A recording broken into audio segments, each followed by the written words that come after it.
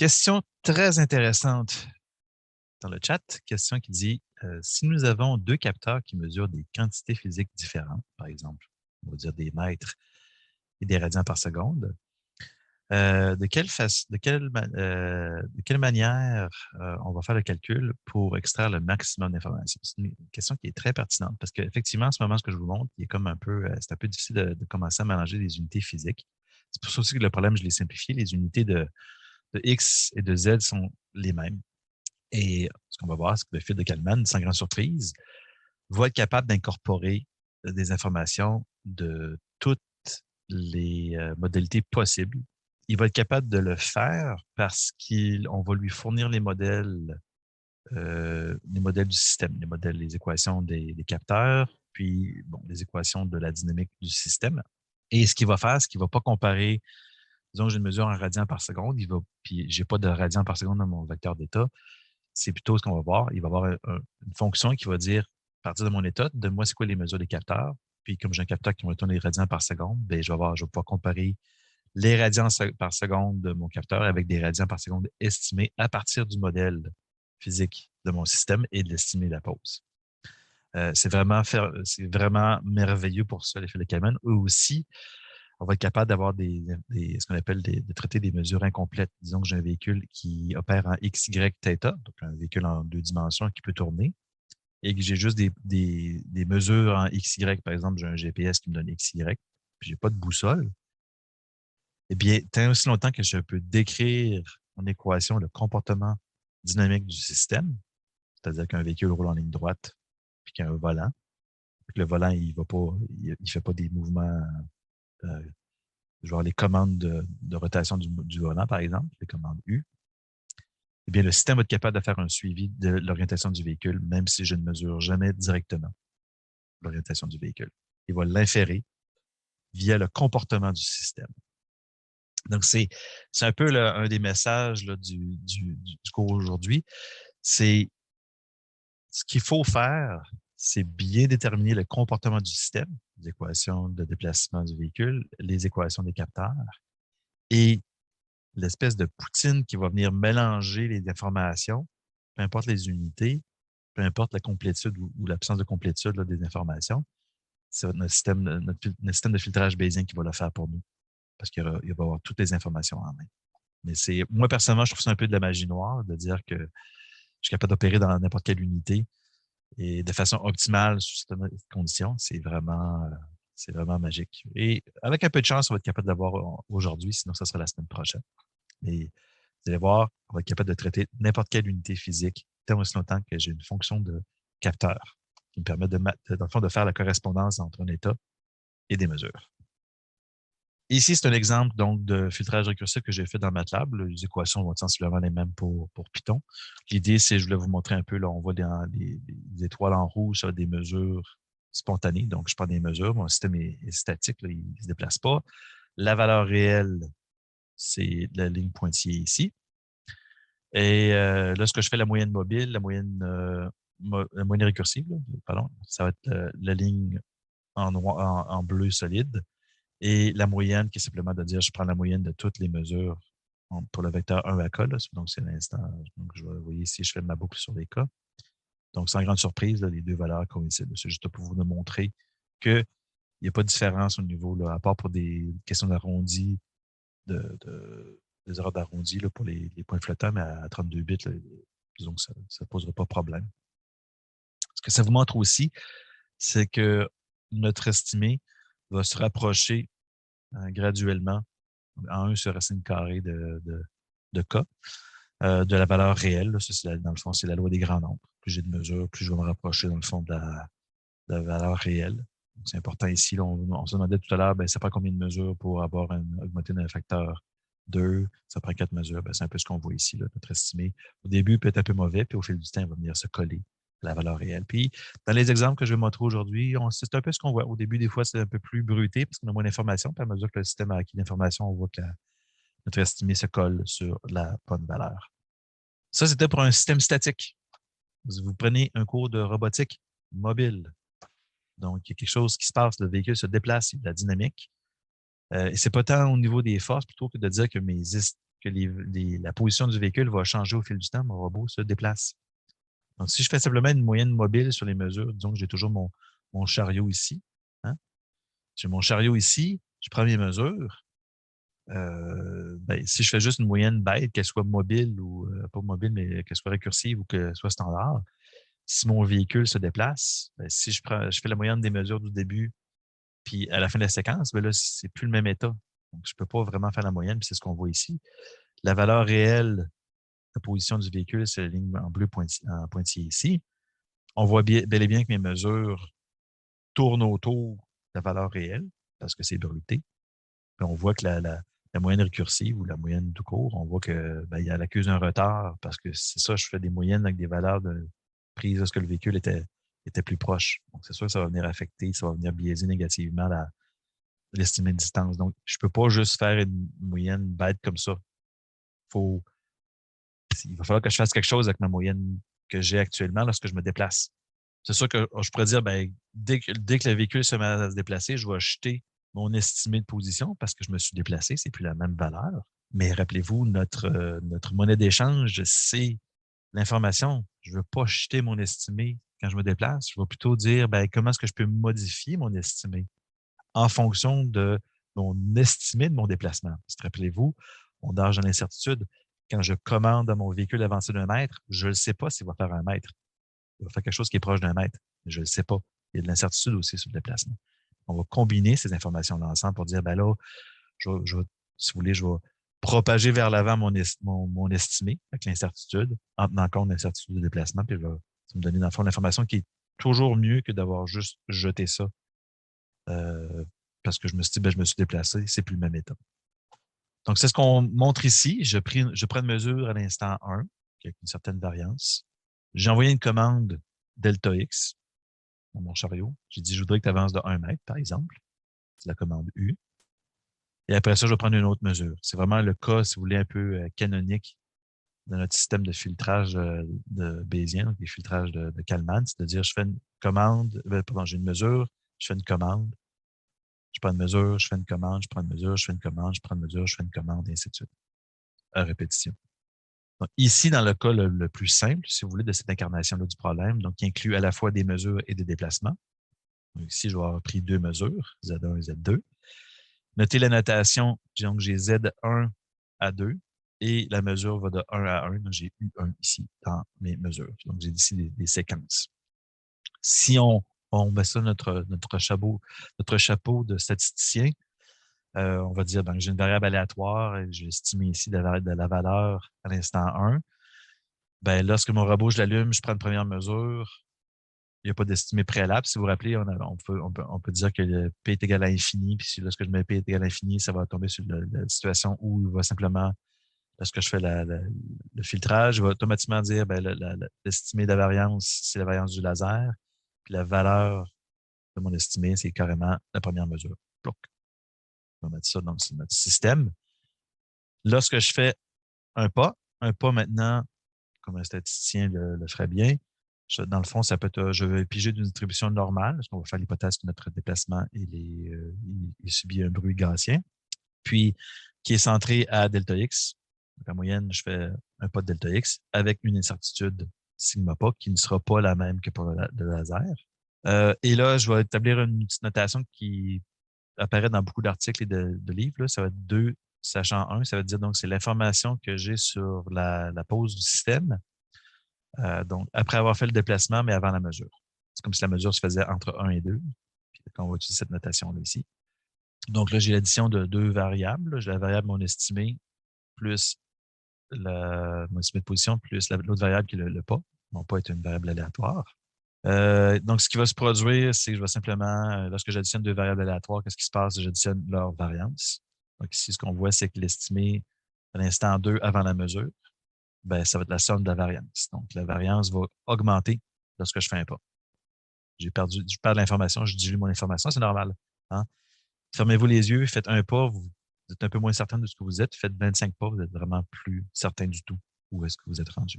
Donc, le déplacement va induire une augmentation de l'incertitude. On va prendre une mesure, puis là, notre espoir, c'est que prendre la mesure va venir faire réduire l'incertitude. Et là, si je reprends le même principe que la moyenne récursive, on va dire pour cette situation-là, donc, comment est-ce que je mélange mes deux évidences? Là, vous voyez comment là, je ne parle plus de mesure, mais d'évidence. Parce que mon évidence, j'ai une évidence qui est l'estimé de position à l'instant 2 sachant 1. Donc, c'est juste avant la mesure. Puis le poids W que j'utilise pour mélanger mes deux évidences. Donc, ça va être le ratio de ma variance estimée après mon pas, divisé par la somme de cet estimé-là plus la variance sur mon laser. C'est le poids W qu'on avait déjà fait précédemment. On va mettre à jour notre estimé à l'instant 2. Donc, ça va être l'estimé après le pas et avant la mesure, plus W fois la différence entre ce que mon capteur mesure et ce que mon estimé me dit que ça devrait être. Et ici, je peux directement soustraire les deux variables parce qu'ils sont dans les mêmes unités. On va le voir plus tard, c'est pas le cas. Ce qui va arriver, simplement, c'est qu'on va passer la X ici, l'état, dans la fonction. On va nous retourner maintenant les unités, la fonction de capteur qui va nous retourner maintenant des valeurs numériques qui sont dans les mêmes unités que le Z. Et après ça, bon, j'ai gagné l'information, donc on va venir mettre à jour la variance de notre estimé qui va normalement diminuer. Donc, on voit ici, première mesure, je fais un pas, ma variance augmente. Je prends une mesure, ma variance diminue. Là, sans grande surprise, si je fais un autre pas, ma variance va augmenter. Puis après ça, je prends une autre mesure, ma variance va diminuer. Donc, c'est comme si vous vouliez avoir une espèce de pulsation de notre estimé là, de la variance. Il va croître et diminuer. Bien entendu, on voudrait que ça converge vers une valeur qui est raisonnable. On ne voudrait pas que la pulsation fasse que ça grossisse quand même tout le temps, parce que ça voudrait dire qu'au fil du temps, on se perd. Ce n'est pas ce qu'on veut.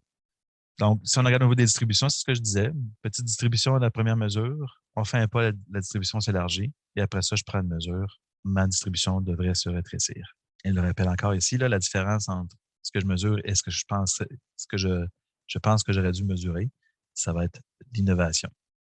Ça nous montre les deux étapes principales lorsqu'on fait du filtrage.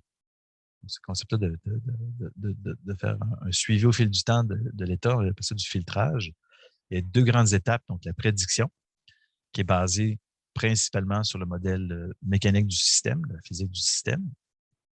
Et si vous voulez, la prédiction, on la fait un peu à l'aveugle, on se ferme les yeux. J'ai dit, sachant les commandes que j'ai envoyées, parce que X, delta X ici, c'est une commande, sachant les commandes que j'ai envoyées, voici ce que mon système devrait être rendu. Et après ça, on s'ouvre les yeux, on prend notre mesure et on incorpore l'information de la mesure dans notre estimé. Donc, ça, c'est la mise à jour. Donc, en bout de ligne, lorsqu'on fait l'estimation d'état, on va donc faire le suivi de deux variables. Quand je dis variable ici, je devrais plutôt dire de deux structures de données. Là. X, ça va être un vecteur. P, ça va être une matrice de covariance. Et X va représenter, dans le fond, la distribution sur l'état du système. Et P de K va nous donner, dans le fond, la confiance estimée, la confiance sur cet estimé-là, incluant aussi les covariances entre les différents termes. Ce qu'on va voir, là, les covariances sont importantes. Là. Il va y avoir des corrélations entre X, Y et θ, par exemple. Si votre véhicule va à 45 degrés, bien, clairement, une corrélation entre X et Y lorsque j'ai une vitesse linéaire, par exemple. C'est un peu ce que la matrice de covariance va venir capturer. Donc, ça nous amène maintenant dans le sujet, disons, d'un niveau plus élevé. Je vous ai montré des exemples là, pour des scalaires avec une valeur, pour des valeurs numériques sans trop d'unités physiques. Ça n'a pas d'importance. Là, maintenant, si on tombe vraiment dans un formulisme plus strict, on parle d'estimation d'état. Donc, ça va être notre état va être un vecteur. Et là, ici, il y a un gros choix à faire. Quelles sont les variables que je vais inclure dans mon état? Parce que c'est un choix qui a des conséquences. Un choix qui va avoir des conséquences sur est-ce que mon système va marcher ou pas. Et ça va aussi avoir des conséquences sur le temps de calcul. Parce que certaines approches, là, ça va être le temps de calcul va être au cube du nombre de variables dans le vecteur d'état. Donc, quelque part, on n'en veut pas trop parce que ça prend du temps de calcul. Mais si on n'en met pas assez, ça se peut que notre système ne soit pas, je vous dirais incohérent. C'est un système qui ne respectera pas certaines règles de base, ce qui fait que les résultats que je vais obtenir, ça ne sera pas bon. Généralement, c'est quand même des recettes éprouvées, je vous dirais. Là. Par exemple, pour un véhicule qui on s'intéresse beaucoup à la pose du système, là, on s'appelle la pose statique. Donc, le véhicule se déplace, mais il y a un comportement relativement, je vous dirais, lisse. ben, ça peut être juste de faire un suivi de X, Y et θ dans mes variables d'état. Je le répète, là, on avait déjà parlé il y a quelques leçons de X, souvent majuscule, c'est notre variable, c'est notre vecteur d'état. Puis X minuscule, c'est une coordonnée cartésienne, puis il n'y a aucune relation entre le X majuscule et le X minuscule, autrement que le X minuscule fait partie du X majuscule. X, c'est un état. C'est la convention dans les bouquins. Maintenant, on peut peut-être aussi augmenter notre état si on va tenir compte un peu plus de la dynamique du système. Par exemple, vous avez des drones et vous avez besoin de faire un suivi aussi sur les vitesses. Ben là, un drone, ça sera en de liberté. Mais disons que j'aurais un patineur artistique, peut-être. Donc, peut-être que je devrais avoir dans mes variables d'état X, Y, θ et les vitesses, là, le petit point ici, là, ça veut dire dérivée première dans le temps. Donc, la vitesse en X, la vitesse en Y et la vitesse angulaire. Peut-être que je devrais faire un suivi sur ces variables-là. Aussi, vous allez voir, je vais vous montrer un exemple où, si vous vous rappelez, nos gyroscopes, nos accéléromètres ont des biais. Puis là, ce que je fais l'intégrale de ce biais-là, ça va venir fausser mes estimés. Donc, je peux dire, hey, je voudrais avoir l'information sur le biais de mon capteur. Donc, je pourrais rajouter le biais directement. Et on va le faire tout à l'heure. Je vais rajouter le biais, l'estimé du biais dans mon vecteur d'état. Vous voyez, je mets dans mon vecteur d'état des variables pour lesquelles je voudrais avoir l'information. Ça peut être lorsqu'on va faire des cartes, ça va être la position des points de repère, peut-être aussi leur signature. Je peux inclure ça dans une façon là, numériquement intéressante. Mais ça, on va le faire lorsqu'on va faire le slam. On va montrer comment on peut inclure des points de repère dans ce vecteur d'état-là. Dans le fond, la carte va faire partie de l'état du robot, si vous voulez. C'est normal, si vous êtes un peu perdu à savoir qu'est-ce que je mets, qu'est-ce que je mets pas. C'est l'expérience un peu qui vous aide à ce niveau-là. On va faire des exercices pour vous aider à vous acclimater sur ce problème-là aussi. Important aussi, ce qu'on voudrait, c'est pour des raisons on travaille avec des probabilités, tout ça. Ce qu'on voudrait, c'est que l'état soit complet. Okay? Donc, il est la propriété de Markov. C'est-à-dire que si je vous donne le vecteur d'état réel, celui qui est la vérité terrain qu'on appelle dans le langage, là, ben, l'historique, je veux dire, l'historique des valeurs avant ne compte pas. Et même si je ne vous donne pas, dans le fond, je vais peut-être faire une erreur ici, là, même si je ne vous donne pas la vérité terrain pour un vecteur d'état, l'idée, c'est que si vous avez suffisamment d'informations dans le vecteur d'état, on peut oublier le passé. C'est-à-dire que même si je me rappelle de toutes mes mesures, l'algorithme que j'ai utilisé pour mettre à jour le vecteur d'état fait en sorte qu'il n'y a aucune information supplémentaire qui reste dans mon historique. J'ai vraiment pressé tous mes citrons, j'ai mis mon jus de citron dans mon vecteur et je peux démontrer que même si je conserve mes retailles de citron, il n'y a pas d'informations supplémentaires que je peux utiliser. Donc, ça va nous permettre d'oublier le passé si mon état est dit complet, qui respecte la propriété de Markov. C'est-à-dire que le passé ne me donne pas plus d'informations que ce que j'ai en ce moment. Est-ce réellement vrai? La réponse, c'est non. Il n'y a aucun système qui est parfaitement complet ou qui a parfaitement la propriété de Markov. Par exemple, juste pour un véhicule, ben, tous les pneus s'usent. Ça veut dire qu'à chaque tour de roue, il faudrait que je fasse un suivi du diamètre des roues, par exemple. La saleté s'accumule sur la voiture. Ça veut dire que le coefficient de friction change à chaque instant. La poussière s'accumule sur le véhicule. Sa masse change aussi. Je parle de l'essence. Ainsi de suite. Donc, il y a un paquet de facteurs, mais vous voyez très bien aussi que ces facteurs-là sont négligeables. Le changement de masse du véhicule, le changement de coefficient aérodynamique du véhicule en fonction de la poussière qui s'accumule aussi, c'est négligeable. Le diamètre des pneus, c'est négligeable, mais d'un point de vue strictement puriste, c'est pas markovien. Il y a tout le temps un historique qui s'accumule dans notre système. Mais c'est négligeable. Donc, on va le négliger. Tout doucement, on va commencer à faire maintenant des exemples. Mais avant d'y arriver à ces exemples-là, on va mettre le cadre formel maintenant du filtrage bayésien, qui va être celui-ci. C'est le problème de localisation qu'on a un peu sous-entendu tout le temps. Là.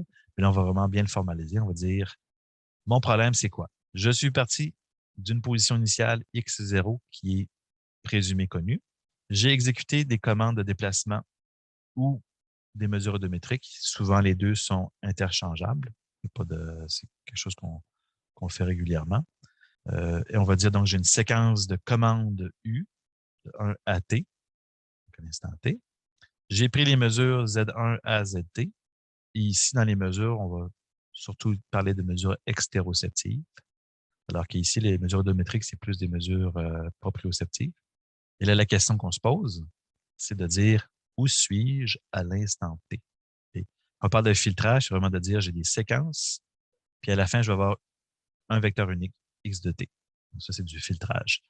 Par opposition à si je veux retrouver la trajectoire de x0 à x de t, ça, on appelle ça du lissage, en anglais du smoothing. Ça, c'est-à-dire que même quand j'avance, au fil du temps, je dois conserver, dans le fond, la trajectoire parce qu'il y a des informations que j'accumule que je peux rétro-propager par la suite pour venir corriger la trajectoire. Mais ici, dans le filtrage, c'est vraiment, c'est à l'instant T, c'est quoi mon R estimé. On peut l'exprimer avec l'équation suivante. Donc, on voit ici, quelle est la probabilité que je sois à la pause X à l'instant T, sachant l'historique de 1 à T des mesures et l'historique de toutes les commandes. Donc ici, on part, je n'ai pas inclus encore là la propriété de Markov, là, c'est vraiment de dire comment est-ce que je peux exprimer mon problème de localisation de façon le plus générique possible. Pour alléger la notation, souvent, cette équation-là, on va simplement la décrire comme étant le bel de x de t pour dire bel, c'est pour belief, la croyance. Donc, où est-ce que je pense que je suis? La distribution bel, c'est une fonction, donc c'est une distribution à l'instant t. Quand je dis où suis-je, dans le fond, x est un état, donc ça pourrait inclure aussi les biais des gyroscopes et ainsi de suite, les diamètres des pneus, si vous voulez. Donc, x de t, c'est notre état, donc la pause, au temps présent. Et U de 1 à T, je l'avais parlé tout à l'heure, dans le fond, c'est une séquence de commandes ici. Puis Z de T ici, ça va être la séquence des mesures qui ont été prises. Donc, j'allume mon robot était à X0, j'ai fait des pas, j'ai pris des mesures, puis là, à la fin, j'ai comme cette séquence-là, puis je dis, bon, là, maintenant, je vais savoir je suis où à l'instant T. Donc, ce terme-là, ça paraît quand même pas si complexe que ça, mais imaginez que vous décidez de faire ça. Vous avez eu 1000 commandes U de T et 1000 mesures. Vous auriez une équation ici, il y aurait 2000 termes de conditionnels. Rappelez-vous, la probabilité que des conditionnels, on n'aime pas trop ça. On veut limiter le nombre de variables de ce côté-ci de la barre, là, parce que ça complexifie les équations. Donc, clairement, il va falloir faire des approximations. Et clairement aussi, la raison du Markov, c'est pour venir couper ici un peu dans les variables. Pour dire, ben, j'ai de la dépendance ici. Je n'ai pas obligé de me rappeler l'historique au complet. Donc, c'est des simplifications qu'on va faire pour être capable d'avoir un système qui est calculable en temps réel. Si on revient maintenant sur ce fameux état complet-là, donc le markovien, ici, je vais montrer une formulation, donc les graphes des dépendances des variables, c'est super important. J'en avais parlé un tout petit peu, je pense, dans la section des probabilités, mais c'est un formalisme graphique qui est vraiment intéressant en dessinant des graphes là, pour bien exprimer les relations entre les différentes variables. Et essentiellement, là, la flèche, donc, ça veut dire que B dépend de A quand j'ai cette flèche-là. J'ai mon chariot ici, une dimension, pour faire ça simple. Position X0 est connue. Dans tous les scénarios de filtrage qu'on va présenter, on connaît toujours la position de départ. Les cas généraux, je vous donne des cas de figure, c'est quoi? C'est le cas où je dis, ben, je vais établir, disons, une carte du monde. Je suis le centre de l'univers, donc lorsque le robot démarre, ce qui va arriver, c'est qu'on va dire que X0, c'est égal à 0000. Je suis le centre du monde. On va mettre dans le fond une covariance de 0 parce que je connais parfaitement ma position par rapport au centre de l'univers parce qu'à l'instant 0, je suis le centre de l'univers.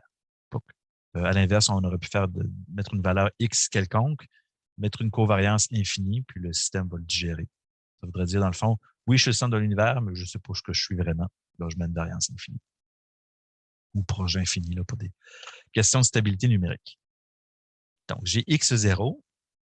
C'est une variable aléatoire. Donc, la variable aléatoire, ça va être un nœud dans mon graphe. Je me déplace d'un pas. U1, c'est mon pas, c'est une variable aléatoire. Et là, ce qu'on va dire, c'est que la pause à l'instant 1, qui est elle-même aussi une variable aléatoire, va dépendre, sans grande surprise, de quoi? Va dépendre de la pause précédente, X0, et de la commande. Et là, ici, ce n'est pas juste des formulations mathématiques en disant ben, je suis mathématicien, puis dans mon sous-sol, je fais des choses. C'est calqué sur la physique du problème. Clairement, la position à l'instant 1 dépend de la position 0 puis de la commande. Donc, il faut voir le problème physique, puis il faut extraire des lois de statistiques et de probabilité qui viennent calquer le comportement du système. Puis ici, clairement, on le voit très bien qu'il va y avoir une dépendance entre cette variable-là et ces deux variables-là. Okay? De la même façon, on peut aussi faire l'hypothèse, en se basant sur notre jugement physique, de dire la commande ici ne dépend pas de la position. Disons c'est mon rail ici, là, puis c'est un rail qui est infini et qui n'a pas d'obstacle. La commande ici va être indépendante de la position. C'est pour ça que je n'ai pas mis de flèche. C'est une hypothèse qu'on peut faire. Maintenant, ma mesure, j'ai mon laser qui envoie un rayon laser par en arrière, prend une mesure. Eh bien, cette mesure-là, Z1, elle dépend de la position du système. Donc, ça ne dépend pas de la position X0. Si je vous donne X1, X0 n'influence pas Z1. Même chose, si je vous donne X1, la commande U1 n'influence pas la mesure. La commande est exécutée, le robot s'est déplacé, il est à la position X1, je prends ma mesure. Donc, vous voyez ici, il n'y a pas de relation entre ces deux variables-là, autrement que par X1. Pourquoi? Parce que c'est la physique du problème. Mon laser ne dépend pas de ma pédale de gaz dans ma voiture. C'est ce qu'on dit ici, essentiellement. Donc, il faut établir ces relations-là manuellement. Observer le système et dire, il y a des indépendances ici.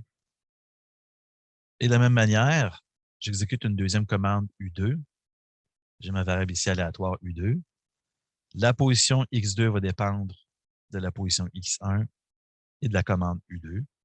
Et ma mesure Z2 va dépendre uniquement de ma position X2. Si je connais X2 ou si j'ai une variable X2.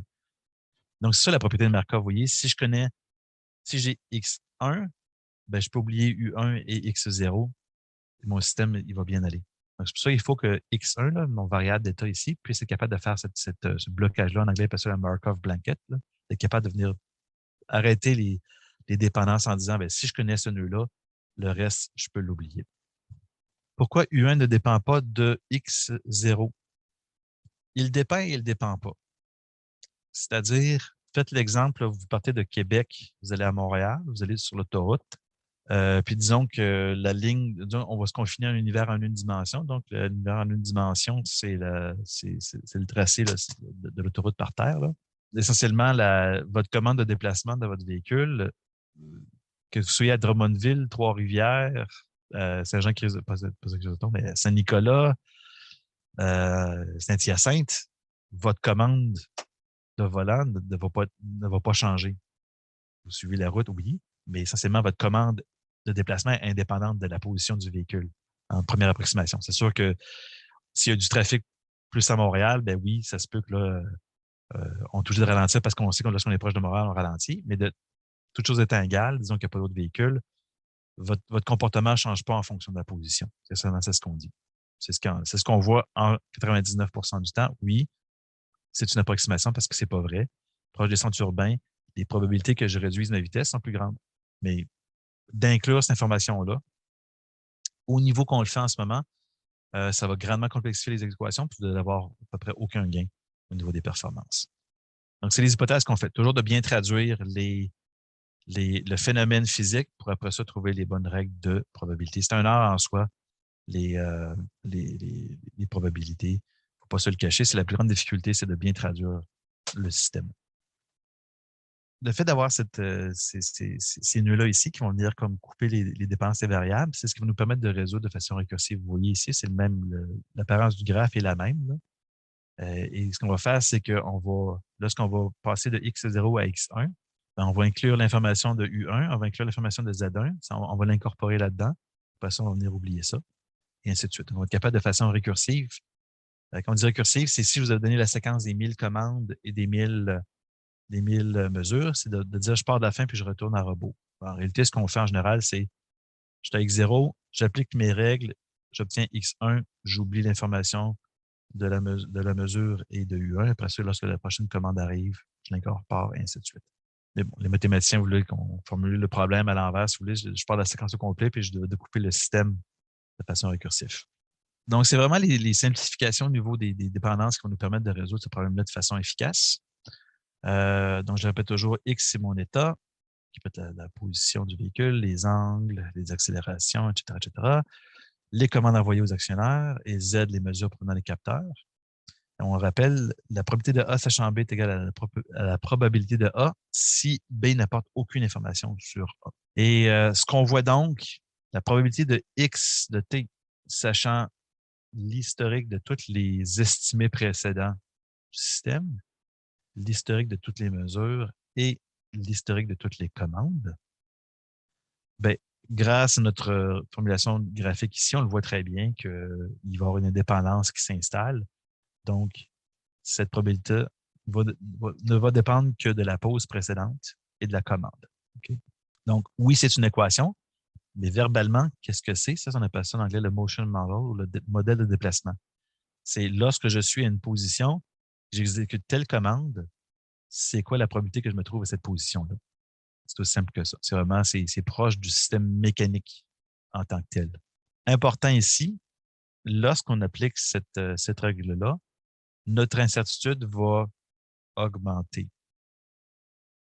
On a vu précédemment, lorsque j'applique une commande, mon incertitude augmente parce que ma commande, il y a une incertitude dessus. Donc, nécessairement, je vais gagner une incertitude. Donc, lorsqu'on applique le modèle de déplacement, cette équation-là, l'incertitude du système augmente. Ça va nous prendre une contrepartie qui va faire baisser l'incertitude. Et ça va être la mesure. C'est ce qu'on voit ici. Donc, la probabilité d'avoir une mesure à l'instant T, sachant la trajectoire ici, essentiellement, donc l'historique de toutes les estimées de position, l'historique de toutes les commandes et l'historique de toutes les mesures précédentes, donc T-1, et l'historique des commandes. Ben, clairement, ce qui arrive, c'est qu'avec ce graphe-là, on voit très bien que si je connais aussi la variable x de t, ben, la mesure ne dépend que de x de t, ce qu'on voit ici dans l'équation. Donc, vous voyez comment les équations ici, les termes, se sont grandement simplifiés. Et ici, ça va être quoi? Ça va être notre modèle probabiliste de capteur qu'on a déjà travaillé à la première session, la première moitié du cours. Donc, vous voyez ici, gardez ça en tête, il y a un modèle physique, j'ai un modèle de déplacement, j'ai un modèle de mesure. Et lorsque je prends ma mesure, c'est là que je vais réduire mon incertitude. Donc, laissez-vous pas intimider par les équations. C'est vraiment de dire qu'il faut lui coller une interprétation physique derrière ça. Puis là, si je continuerais, j'aurais une mesure supplémentaire, bien là, c'est le même truc qui arrive là, etc., etc., etc. Deux concepts fondamentaux, modèle de déplacement qui va être basé sur des règles de la physique, modèle de mesure qui va être basé sur le comportement de mon capteur. Le filtrage bayésien, dans sa formulation la plus générique possible, une formulation plus théorique que d'autres choses, ce que ça va être, donc, c'est, vu que c'est un algorithme qui est récursif, là, ça veut dire qu'on va prendre l'estimé précédent. Pour maintenant connaître un nouvel estimé, on va prendre l'estimé précédent. Donc, on va dire à l'entrée, je rentre ma croyance sur ma pause, ou mon estimé. Donc, ça, c'est une fonction ici. J'ai ma commande et j'ai ma mesure. Et ce qu'on fait, donc, c'est pour toutes les valeurs possibles de x de t, puisque dans le fond, essentiellement, ce qu'on va faire ici, c'est une fonction là, qui nous retourne une valeur pour n'importe quelle valeur de x de t. C'est pour ça qu'il y a une boucle for, là, mais essentiellement, c'est une fonction. Là. Donc, on va avoir une croyance qu'on va appeler prédiction, qui va correspondre donc à l'application de la commande sur notre système, qui est un système dynamique donc qui se déplace, qui va donc changer d'état en fonction des commandes. Et ce que ça va être, c'est on va dire, ben, je prends ma croyance précédente, puis donc c'est l'intégrale sur les valeurs possibles précédentes. OK? On va dire, bon, ici, c'est la probabilité d'être situé à cette pause-là, x de t-1, multipliée par la probabilité que si je suis à x de t-1 et que j'applique la commande u de t, que je me ramasse à x de t. On fait l'intégrale. Pourquoi? Parce que vu que u de t, c'est vers ut, ben, il y a nécessairement plusieurs x de t-1 qui vont aboutir exactement à x de t parce que u de t, c'est vers ut. Donc, par exemple, il y a une probabilité que je passe de 3 à 4 mètres lorsque je fais une commande de 1 mètre. Il y a aussi une probabilité que je passe de 2,9 mètres à 4 mètres quand j'applique une commande brutée de 1 mètre, parce que ça se peut qu'à ce moment-là, la commande exécutée est exactement de 1,1, par exemple. Donc, j'ai plusieurs x de t-1 qui peuvent aboutir à x de t parce que j'ai de l'incertitude sur ma commande. Donc, c'est pour ça qu'il faut que je fasse l'intégrale. Ici, ça donne une fonction ici qui me dit c'est quoi la probabilité que je me ramasse à X de T, basée sur le modèle de déplacement et ma croyance précédente. Et on appelle ça la prédiction. Et après ça, ce qu'on vient faire pour incorporer la mesure, on avait déjà vu ça un peu avec les règles de Bayes dans la première moitié, j'ai ma fonction de capteur ici, probabiliste. Essentiellement, c'est une fonction de vraisemblance. On va venir, dans le fond, repondérer chacune des probabilités de se situer là avec la vraisemblance de la mesure pour cette même position-là. Donc, si une mesure est très vraisemblable pour une position, bien, les probabilités pour cette position-là vont peut-être être augmentées, alors que si une mesure est peu vraisemblable pour une pose donnée, on va venir diminuer les probabilités pour cette pose-là. Il y a le facteur de normalisation ici juste pour simplifier les équations. Donc, ça, c'est notre nouvelle croyance. Donc, vous voyez ici, ça, c'est ma mise à jour. Ça, c'est ma prédiction. Ici, c'est uniquement basé sur la mécanique du système, la commande envoyée. Puis ici, c'est basé uniquement sur l'information du capteur. L'incertitude ou la variance va augmenter ici, elle va diminuer ici. Donc, en bout de ligne, quand on dit return x de t pour la boucle, c'est seulement ce que j'ai fait. Imaginez que le pas de ma boucle for est infiniment petit. C'est vraiment une fonction. C'est-à-dire que je redonne une nouvelle distribution. Donc, à l'entrée, j'ai une distribution, 2 valeurs numériques, et à la sortie, j'obtiens une nouvelle distribution, ou si vous voulez, une fonction au niveau mathématique. Donc, on va venir manipuler des distributions. Ça, je l'ai dit, commande et mesure. Qu'est-ce que je dois avoir? Je dois avoir une croyance originale. Donc, la position X avec son incertitude, c'est essentiellement ça, c'est une distribution. Si c'est une normale, c'est une gaussienne. C'est pas une gaussienne, là, on ne peut pas parler d'estimer avec son incertitude parce que c'est pas n'importe quoi. Là. Aussi, ça va me prendre donc cette fonction-là ici, cette distribution de probabilité et le modèle de capteur. Donc, modèle de transition d'état, donc la fonction de déplacement, fonction de capteur.